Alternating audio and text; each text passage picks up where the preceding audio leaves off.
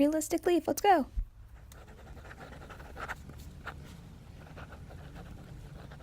Alright.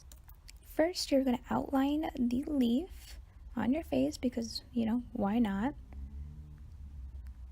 And this is easy if you use a reference picture, or else it would just look like a blob and it won't look like leaves. So the shape is very important.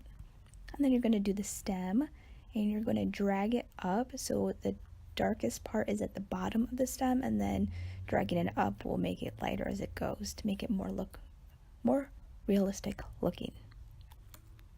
And you're going to fill in the rest with yellow or whatever your base color is going to be. It could be anything. And then outline it with orange. Like I said, this can be anything too. And then you're going to bring the color inside, not adding any other color. You're just going to drag the color from the outside inside. Making sure in the middle the yellow is still going to be there, but it's going to have the hint of the orange getting brought in. And then you're going to draw the stem within the leaf.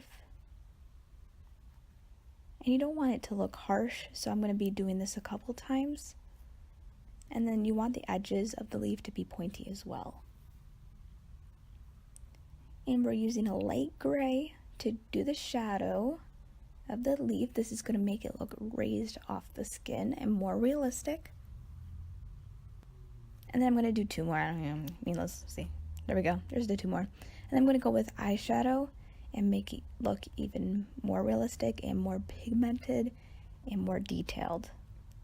And some of these I put green, but the bottom one I kept those two colors. And I'm going to go in with the shading with a darker gray to add to the paint of the shadow. There we go. Actual realistic leaf on your face. Okay, bye.